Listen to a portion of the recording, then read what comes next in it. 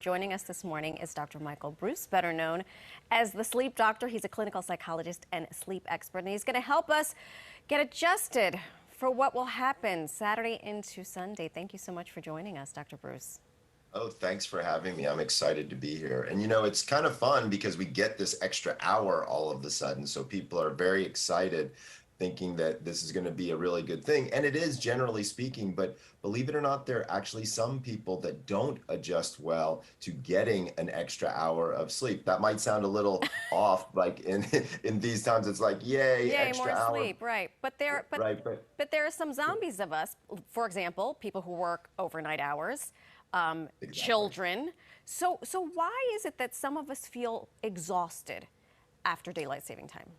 So remember, when we wake up in the morning, when light hits our eye, it resets our circadian rhythms. And so if our rhythms are that far off by an hour, that has a pretty significant effect on us. Also, you mentioned as well, there's some people based on something called their chronotype, which is whether you're an early bird or a night owl, can have a dramatic effect. It turns out night owls don't do well during the time change. Unfortunately, I'm a night owl. I rarely go to bed before midnight, and you'd Huh. think getting an extra hour would be great for me, but in fact, have you ever taken a nap and woken up and felt worse, not Yes, better? yes. That's what happens to night owls Oh, man. during this one day. Here's the good news. Don't worry. Here's the good news. You actually will work yourself through it. Your body actually will absorb it within a day or two. So you don't have to worry. It's not like this is going to be an extended thing. But there are a couple of things that people can do that can be helpful to them coming into the time change. Okay, before we So, get into what can be helpful, I just want to sure. recap. People who Yeah. are most affected by the time change, you mentioned this chronos something or other, and people who work overnight. Yeah, so it's called your chronotype, but Okay. but what a chronotype is, people may not have heard of that term before, but you've actually heard of the concept. Early bird versus night owl, Uh-huh. those are your chronotypes. And Got it. there's actually a way that you can determine what your chronotype is, not just like reading the description, but in fact, you can actually go, there's a quiz called chronoquiz.com. I developed it so people can figure Oh, well, out look at you, what Dr. Breus. I love it. I'm working hard for you. I'm working hard for you. But the goal here is if we know what our genetics want us to go to bed, and we can follow those genetic rules, it makes life much, much easier in the long run for sure. Okay, this makes sense to me. I always wondered, my youngest, who's 12, when he was little, I would force him to take a nap, and he'd wake up so groggy. He must be the night owl. Shame on me, Mommy, for forcing that nap. But going into the weekend, before the time change happens, what are some things that people can do to help their bodies adjust? Is there anything we can do? There is actually. So first of all, follow your normal sleep schedule. Okay, I don't want you to be too worried about it, but you can actually do lunch and dinner a little bit earlier and get your gut ready for the time change. So, for example, Friday night, which is tonight, Yep. then you can eat dinner 20 minutes earlier. Saturday, 20 minutes earlier. Sunday, 20 minutes earlier. That can be very helpful. Okay. The second big one is caffeine. So remember, caffeine is ubiquitous, it's everywhere, but it has no nutritional value and it's really not necessary in most people's diets. Sorry. If you can stop caffeine by about 1 p.m., that can be super duper helpful. Also, in the evening time, you want to try to avoid light. Specifically blue light, which comes from a lot of these artificial bulbs.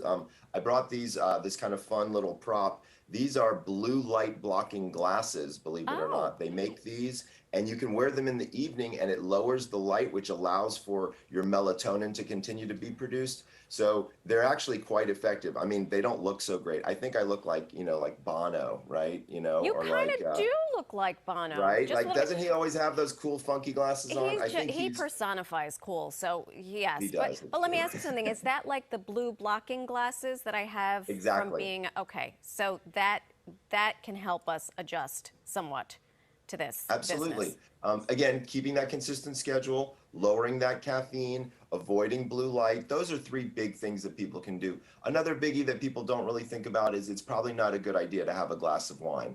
Unfortunately, Okay, it has Doctor an effect. Mean.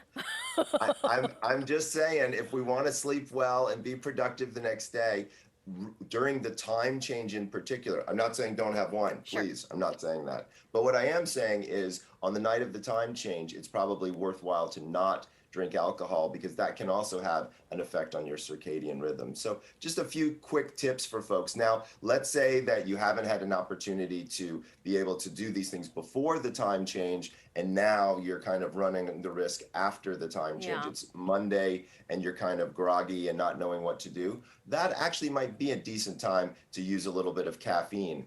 Do me a favor, Please. do yourself a favor. Of course. Don't drink caffeine after about noon or 1 o'clock, because 12 hours later, we've recently discovered that 25% of that caffeine is still floating around inside your brain. Dr. Breus, So making it tough. this is crazy talk. I want to bring in my pals, my teammates, because this is our staple. Dan and Understood. Hazel. I know Dan has a question. He Yeah. wants to know how he can look like Bono. So- no, what is I'm taking your question? test. Well, I right just now. took the quiz. Okay. So, Oh, good. Yeah, I mean, I don't sleep. So, and I am very irritable. So, I'm a dolphin. What does that mean? So that's not a big surprise, considering that you said that you don't sleep particularly well. So dolphins are actually my insomniacs. So I've been able to, with this quiz at chronoquiz.com, we've been able to discover 4 different types of chronotypes. So it's not just early bird and night owl and people in the middle, but also people with difficulty sleeping. Unfortunately, you appear to be in that category. Now, part of that could have to do with your career, right? Yeah. Because it forces you to wake up at a particular time, and that can have some pretty significant repercussions along the way. But what's fun about the quiz is once you take it, you get back for free all kinds of information about when to go to bed, when to wake up, when to drink caffeine, when to drink alcohol. Notice I didn't say get rid of those things, but doing them at a particular time in your circadian cycle is actually more advantageous.